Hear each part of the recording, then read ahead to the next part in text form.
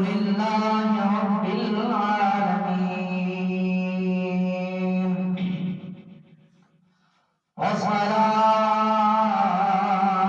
والصلاة والسلام على سيد الأنبياء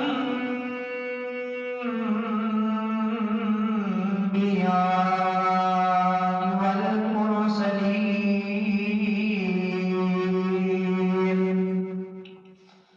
وعلى آله وأصحابه أجمعين.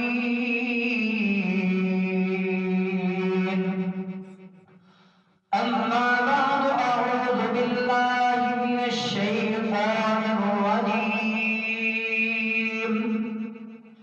بسم الله الرحمن الرحيم.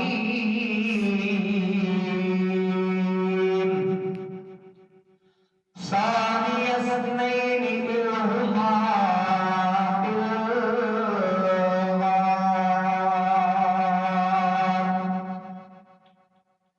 صدق الله خالقنا العظيم. إن الله وملائكته يصلون على النبي يا أيها الذين آمنوا صلوا عليه وسلموا تسليما. جھوم پڑھیے الصلاة والسلام عليك يا رسول الله وعلى آلك وأصحابك يا رحمة للعالمين. الصلاة والسلام عليك يا رسول الله وعلى آلك وأصحابك يا محبوب رب العالمين.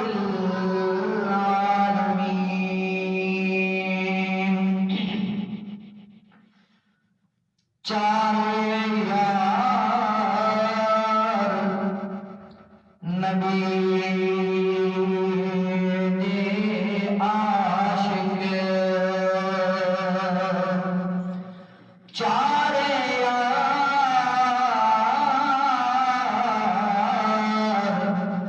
نبی دے عاشق تے نہیں کوئی چارہ ورگا تے نہ اس دھرتی پیدا کیتا. انہا جان نثارا ورگا تے نہ کوئی ہویا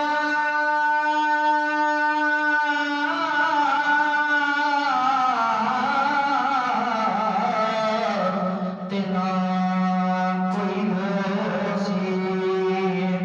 انہا غمخارا ورگا تے اعظم شان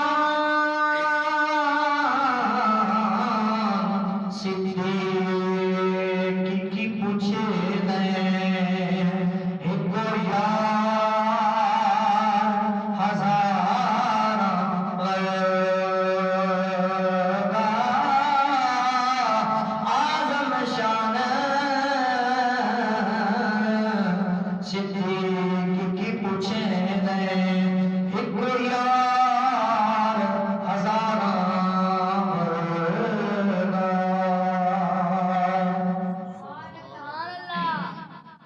بہت صلاۃ انتہائی واجب القدر بسط حق و احترام میرے بزرگوں، دوستوں، خالق کائنات اللہ رب العالمین کا بے حد و بے حساب انعام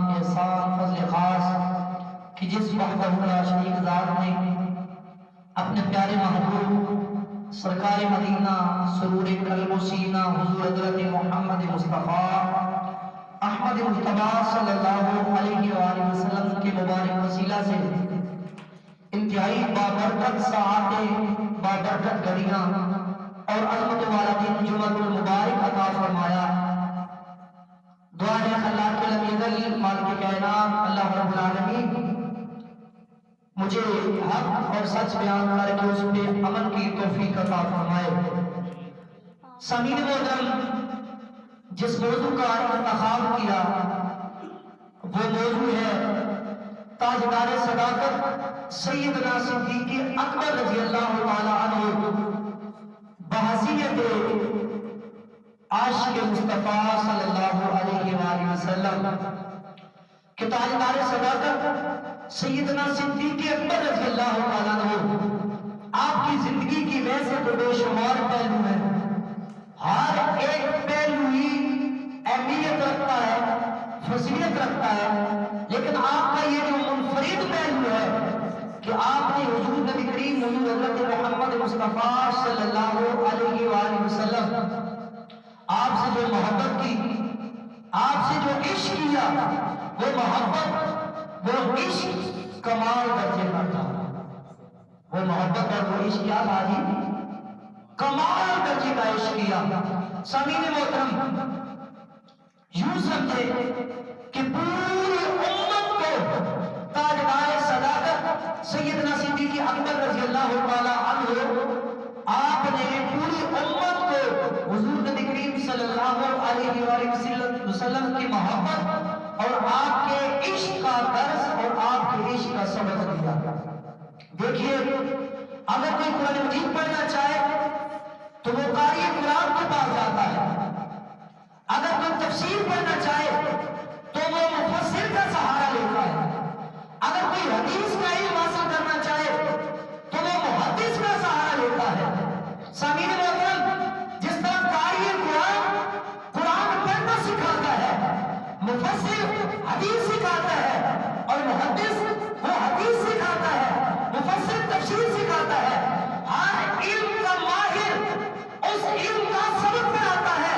قربان جائیں تاجدار صداقت سیدنا صدیق اکبر رضی اللہ تعالیٰ عنہ آپ کی ہستی پر، آپ وہ ہستی ہیں جنہوں نے جہاں درس حدیث اور درس قرآن دیا، سب سے بڑھ کر امت محمدیہ کو، امت مصطفیٰ کو درس عشق مصطفیٰ عطا کیا۔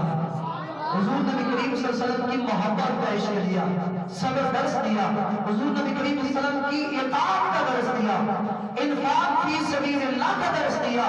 اور کیوں نہ وہ درس دیتے؟ یوں سمجھے کہ ان کی ہستی وہ تھی کہ جب نہ سمایا کہیں عالم تخلیق میں، جب نہ سمایا کہیں عالم تخلیق میں، عشق نبی ڈھل گیا پیکر صدیق میں۔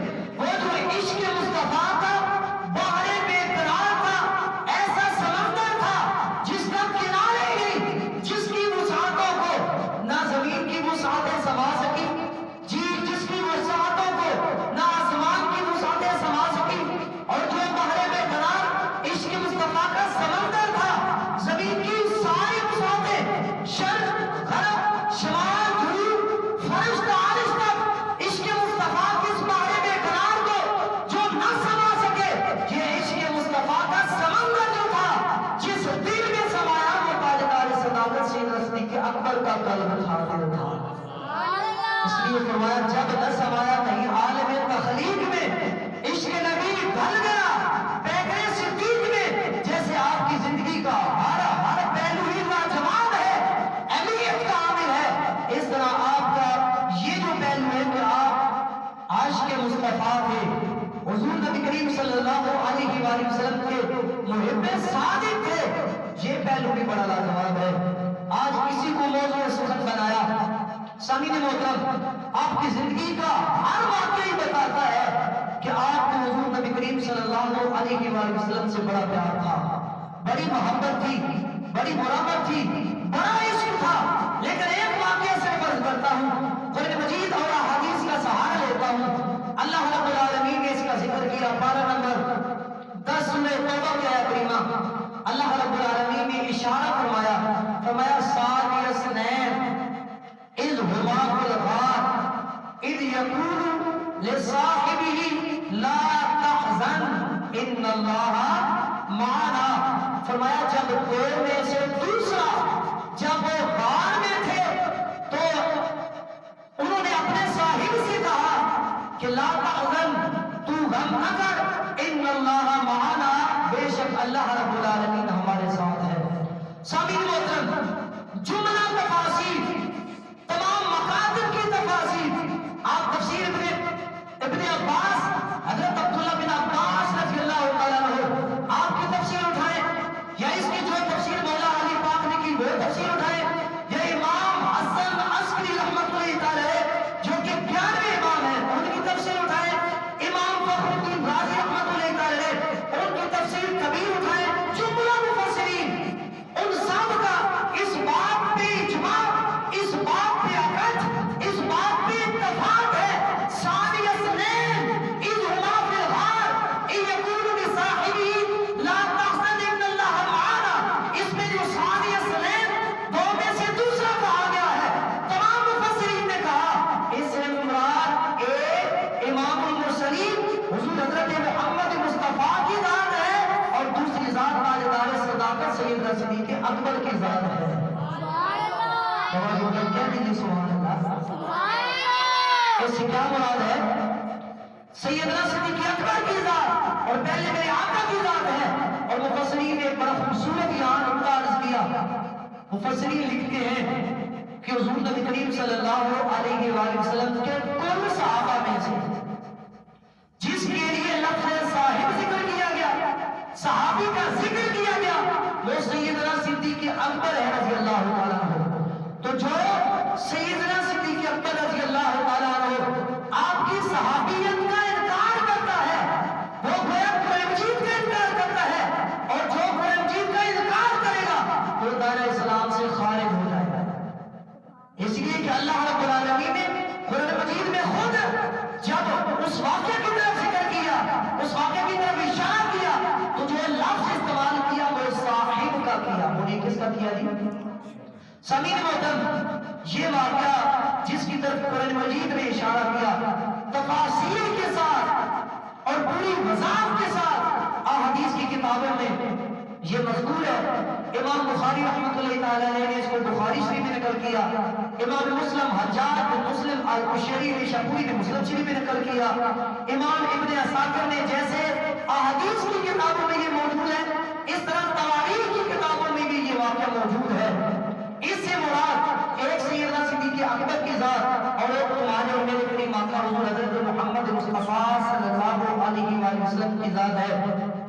سامعین محترم حضرت عائشہ الصدیقہ سلام اللہ علیہا ام المؤمنین آپ سے مروی حدیث پاک اور بخاری شریف کی حدیث پاک ہے. یہ واقعہ جو آپ کا ہجرت مدینہ کا واقعہ ہے جو آپ نے مکہ شریف سے میرے کریم آقا صلی اللہ علیہ وسلم نے ہجرت کی, یہ ایسی ایک عشق بری اور محبت بری داستان ہے. بندہ اس داستان کو سنتا چلا جائے, ایک ایک لفظ بندے کے دل میں حضور کی محبت اور حضور کا عشق پیدا کر دیتا ہے. آپ فرماتی ہیں حضرت عائشہ الصدیقہ, اور اس حدیث پاک کو امام بخاری نے بخاری شریف جلد 2 میں نقل کیا, فرماتی ہیں کہ جب میں نے ہوش سنبھالا میں نے اپنے والدین کو دیکھا, یعنی تاجدار صداقت سیدنا صدیق اکبر رضی اللہ تعالیٰ عنہ, آپ کے ابو جی ہیں اور آپ کی امی جی, ان کا نام تھا ام رومان. فرماتی ہے جب میں نے ہوش سنبھالا میں نے دونوں کو ہی مذہب اسلام پہ پایا. کس مذہب پہ پایا؟ اسلام. مسلمان تھے میری امی اور ابو جب سے میں نے ہوش سنبھالا, یہ بات. اور دوسری بات فرماتی ہے, فرمایا میں نے جب سے ہوش سنبھالا ہے میں یہ اکثر دیکھا کرتی ہوں کہ حضور کوئی ایسا دن نہیں کہ جس دن ہمارے گھر تشریف نہ لائے. ہر روز حضور کیا کرتے تھے؟ ہمارے گھر تشریف لاتے تھے. قربان جائے بندے مسلم بندے مومن اس کے لیے تمنا ہے, چاہت ہے, طلب ہے, کاش ہمیں حضور کے در کی حاضری مل جائے. ہم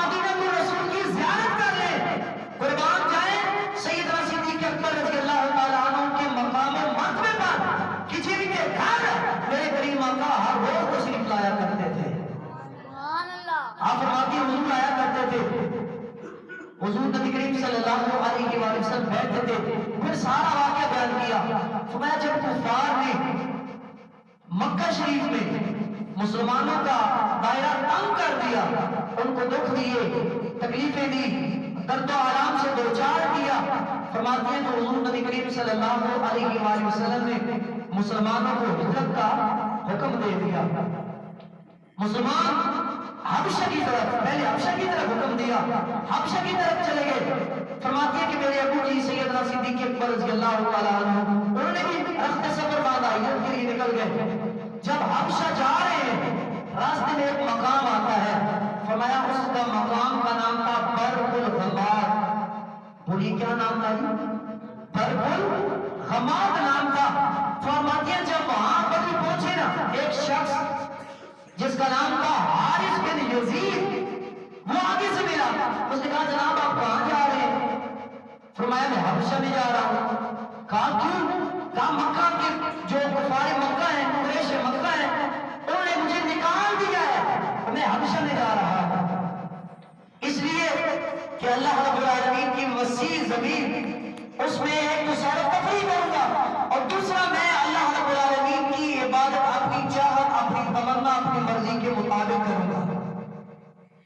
فرماتے ہیں اس نے کہا حارث بن یزید باوجود اس کے کہ وہ کافر تھا، اس کے جو لفظ تھے وہ ایمان تازہ کر دینے والے اور شان صدیق اکبر رضی اللہ تعالیٰ عنہ پر واضح طور پر دلالت کرتے ہیں۔ اس نے کہا جناب آپ کو نکال دیا گیا، جبکہ آپ کی ہستی تو وہ ہستی ہے جو غریبوں کی مدد کرنے والے ہیں، جو مہمانوں کی مہمان نوازی کرنے والے ہیں، جو قرض داروں کو قرض دینے والے ہیں، یتیموں غریبوں کا خیال رکھنے والے ہیں، آپ کو نکال دیا گیا ہے۔ ایسے نہیں ہو سکتا، میرے ساتھ واپس چلیں، آپ مکہ شریف سے نہیں جا سکتے۔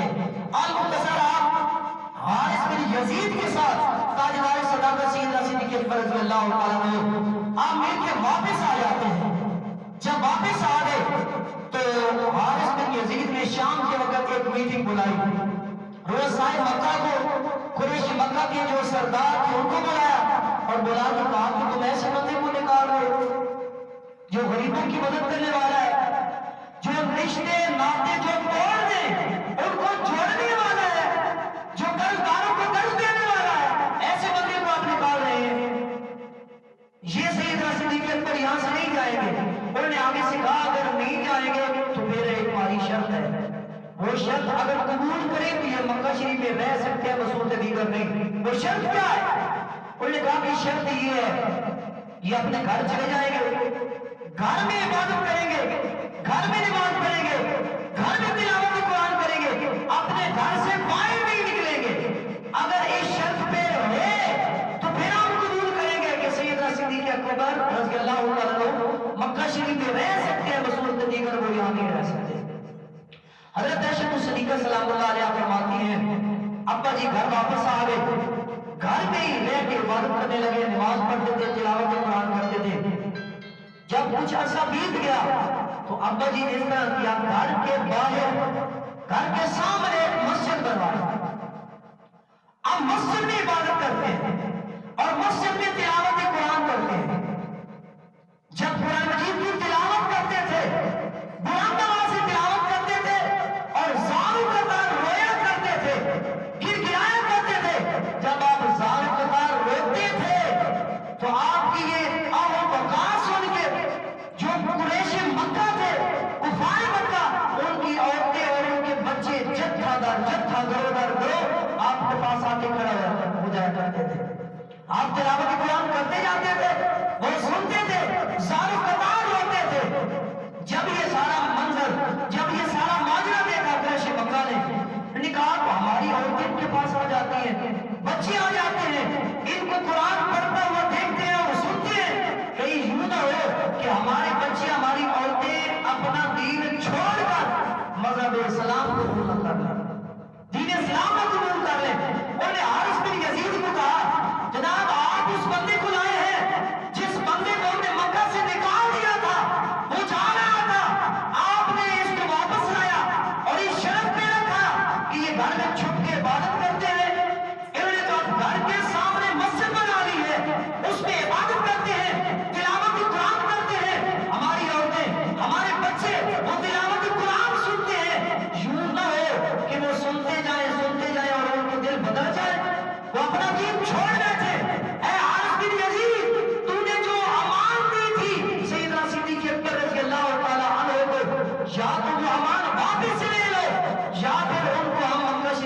نکال دیں گے، یہ جائے ان سے بات کرے۔ حارث بن یزید آپ کے پاس آ جاتے ہیں اور کہتے ہیں کہ جناب آپ کو پتہ ہے آپ جا رہے تھے، میں نے آپ کو رستے میں روکا ہے، پھر واپس لایا ہوں، قریش مکہ کے ساتھ میں نے میٹنگ کی ہے، آپ کی یہاں رہائش اور اقامت کی یہ شرط طے پائی تھی کہ آپ گھر میں رہ کے عبادت کریں گے، باہر نہیں نکلیں گے، سریام عبادت نہیں کریں گے، تلاوت قرآن نہیں کریں گے، آپ پھر سے باہر آ گئے۔ اگر آپ اس شرط کو قبول نہیں کریں گے تو میں حارث بن یزید اپنی امان تم سے واپس لے رہا ہوں۔ جب یہ بات حارث بن یزید نے کی، اگلا جو جملہ تھا تاجدار صداقت سیدنا صدیق اکبر رضی اللہ تعالیٰ عنہ، آپ کا امام بخاری نے بخاری شریف میں نقل کیا ہے، وہ دل کے کانوں سے سننے والا ہے، امام کو وہ جگمگا دینے والا ہے۔ آپ نے فرمایا اچھا تو یہ کہتا ہے کہ اگر میں چھپ کے عبادت نہیں کروں گا، میں سریعام تلاوت قرآن کروں گا، تو مجھ سے اپنی امان لے لے گا؟ کہا اچھا حارث بن یزید اگر تو مجھ سے اپنی امان لیتا ہے تو لے لے، آج کے بعد میں صدیق جو ہوں اللہ رب العالمین کی دی ہوئی امان پہ راضی ہو گیا ہوں۔ جب میں اللہ رب العالمین کی امان پہ راضی ہو گیا ہوں، مجھے تمہاری امان کی ضرورت ہی نہیں ہے، مجھے تمہاری امان کی ضرورت ہے۔ آج کے بعد میں اللہ رب العالمین کی ذات پہ بھروسہ، یقین، اعتماد اور توکل کر کے اللہ رب العالمین کی امان پہ راضی ہوں، مجھے تمہاری امان کی کوئی ضرورت ہے۔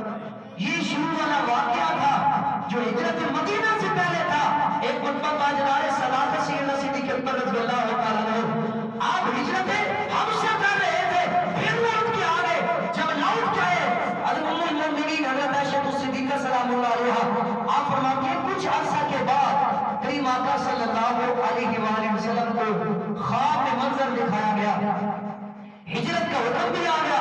خواب میں کیا دیکھتے ہیں کہ ایک وادی ہے، کھجورے کھجورے ہیں اور دو ادھر بھی پہاڑ ہے، دائیں بھی پہاڑ، ادھر بھی پہاڑ ہے۔ وہ سارا نقشہ جو مدینہ المنورہ کا نقشہ تھا وہ میرے کریم آقا صلی اللہ علیہ وآلہ وسلم کو ہجرت سے پہلے دکھا دیا گیا۔ جب یہ منظر دیکھ لیا، حکم آ گیا، صبح میرے کریم آقا صلی اللہ علیہ وآلہ وسلم نے اپنے جانثار صحابہ کرام رضوان اللہ تعالیٰ علیہم اجمعین کو ہجرت کا حکم دے دیا۔ حضرت عمر فاروق رضی اللہ تعالیٰ عنہ آپ کے ساتھ 20 لوگوں نے 20 صحابہ کرام رضوان اللہ تعالیٰ علیہم اجمعین نے ہجرت کی، اور اس کے علاوہ باقی جو صحابہ تھے وہ بھی چلے گئے۔ حضرت ابوبکر صدیق رضی اللہ تعالیٰ عنہ آپ حاضر ہوئے، عرض کی یا رسول اللہ میں بھی چلا جاؤں؟ میرے کریم آقا صلی اللہ علیہ وآلہ وسلم نے ارشاد فرمایا تم ٹھہرے رہو، ابھی تک مجھے حکم نہیں ملا ہجرت کا۔ ہاں میرے جو جانثار ہیں ان کے لیے تو حکم مل گیا، میرے لیے ابھی تک آرڈر نہیں آیا، تم ٹھہرے رہو، ہم مل کے جائیں گے۔ المختصر جب کچھ عرصہ بیت گیا تو حضرت جبرائیل علیہ السلام آ جاتے ہیں۔ امام حسن عسکری رحمۃ اللہ تعالیٰ علیہ رضی اللہ تعالیٰ عنہ جو کہ 11ویں امام ہے، تفسیر حسن عسکری میں لکھتے ہیں کہ حضرت جبرائیل علیہ السلام حضور نبی کریم صلی اللہ علیہ وآلہ وسلم کی خدمت میں آ جاتے ہیں، آ کے عرض کرتے ہیں یا رسول اللہ یا حبیب اللہ، اللہ رب العالمین نے آپ کو ہجرت کا حکم دیا ہے، اور ہجرت کا حکم اس طرح دیا ہے کہ آپ کے جانثار صحابہ میں سے جو آپ کے جانثار صحابی مولا علی پاک ہیں، آپ ان کو حکم دیجئے، حکم دے دیں وہ آپ کی چارپائی پہ میں استراحت ہو جائیں، وہ یہاں سو جائیں، آپ کے پاس جو امانتیں رکھی ہوئی ہیں وہ ساری کی ساری کفار مکہ کو دے کے پھر ہجرت کریں، اور آپ اپنے ساتھ سیدنا صدیق اکبر رضی اللہ تعالیٰ عنہ کو ملا کر مدینہ شریف لے جائیں، ہجرت کریں۔ اور اس مصباح کے لفظ سے حضرت جبرائیل عرض کرتے ہیں یا رسول اللہ اس سفر میں اگر تاجدار صداقت سیدنا صدیق اکبر رضی اللہ تعالیٰ عنہ آپ کے ہمراہ رہے، آپ کے ساتھ ساتھ رہے، جو سہولتیں آئی، جو دکھ آئے، جو تکلیفیں آئی، جو آزمائشیں آئی، ان آزمائشوں میں وہ ثابت قدم رہے، تو اللہ رب العالمین فرما رہا ہے اے میرے محبوب جیسے میں نے آج اس دنیا میں اس آپ کے یار صدیق کو آپ کے ساتھ ملا دیا ہے، آپ کی قربت، آپ کی معیت دے دی ہے، اگر اس سفر میں ثابت قدم رہے تو جنت میں بھی ان کو آپ کی معیت عطا کر دوں گا، جنت میں بھی کیا کر دوں گا، ان کو آپ کے سامعین محترم، امام ابن عساکر رحمۃ اللہ تعالی نے نقل کیا اس حدیث پاک حضرت عبداللہ بن عباس کے حوالہ سے، ام المومنین حضرت عائشہ الصدیقہ سلام اللہ علیہا آپ کے حوالہ سے، حضرت انس بن مالک رضی اللہ تعالیٰ عنہ آپ کے حوالہ سے، حضرت سراقہ بن جوشم آپ کے حوالے سے، یہ تمام طرق کو جمع کر کے امام ابن عساکر نے تاریخ ابن عساکر بھی نقل کیا، اور امام جلال الدین سیوطی رحمۃ اللہ تعالی آپ نے تفسیر دور منصور میں نقل کیا، ثانی اثنین اذ ہما فی الغار ان یقول بصاحبہ لا تحزن ان اللہ معنا، اس کی تفسیر میں لکھا ہے تمام صحابہ کرام سے اکٹھا کر کے امام ابن عساکر نے ایک روایت یکجا کر کے نقل کی، کہا جب ہجرت کا حکم آ گیا میرے آقا اب نکل رہے ہیں، کفار مکہ قریش مکہ نے محاصرہ کر رکھا ہے میرے کریم آقا صلی اللہ علیہ وآلہ وسلم، آپ کے گھر کا محاصرہ کر رکھا۔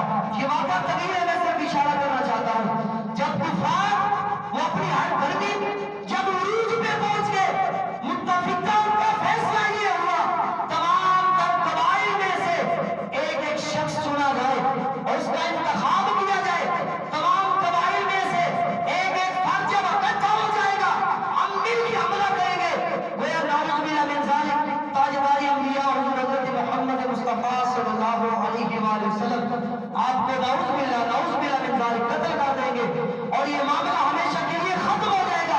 جب یہ میٹنگ کی اور جب محاصرہ کر لیا تو آپ فرماتے ہیں کریم آقا صلی اللہ علیہ وآلہ وسلم اپنے گھر سے نکلے، ایک مرتبہ کہہ دیجیے سبحان اللہ، گھر سے نکلے، آپ کی زبان پہ یہ لفظ تھے، سورہ یاسین کی تلاوت کر رہے تھے، یاسین والقرآن الحکیم انک لمن المرسلین، سورہ یاسین پڑھتے جا رہے ہیں، سامنے سے ساری کی ساری کفار ہے، آپ نے زمین پہ ہاتھ مارا، سنگریزوں کو اٹھایا، جب ہاتھ میں کنکریاں آئی میرے کریم آقا نے ان کنکریوں کو پھینکا، جب پھینکا تو جتنے کفار تھے سب کی آنکھوں میں وہ کنکریاں چلی گئی، جب چلی گئی کچھ دیر کے بعد میرے آقا ان کو کراس کر گئے، گزر گئے، جب گزر گئے تو ایک شخص نے ابو جہل سے اور ابو جہل کے ہمراہ جو سارے کے سارے لوگ تمام قبائل میں سے ایک فرد آیا تھا، ان سے پوچھا تم کس کی تلاش میں ہو، کس کے انتظار میں ہو، کس کا راستہ روکنا چاہتے ہو؟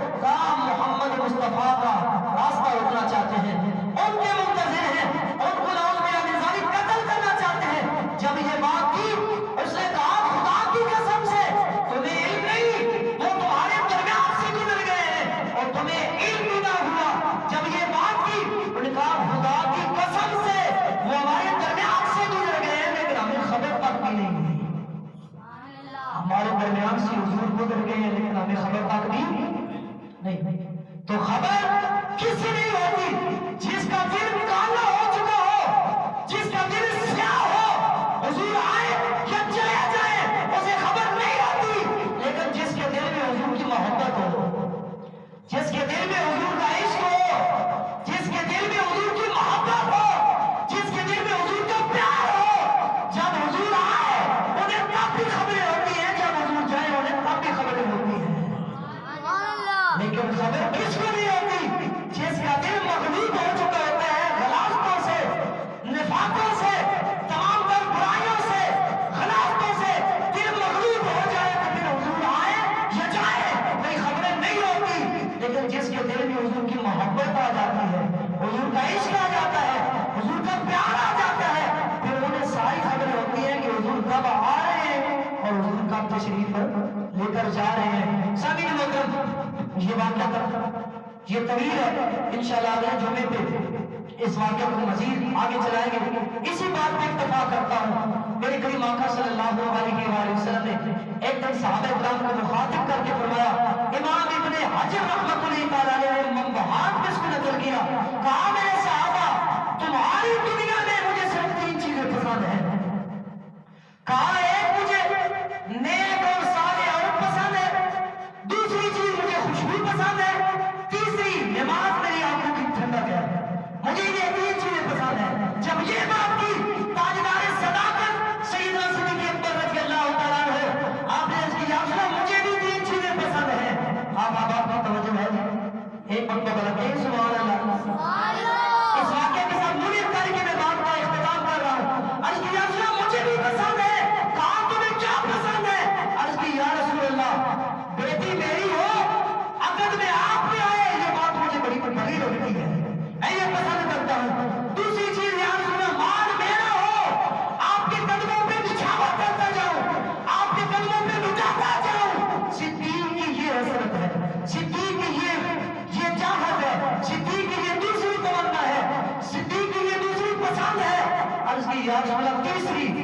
کہا النظر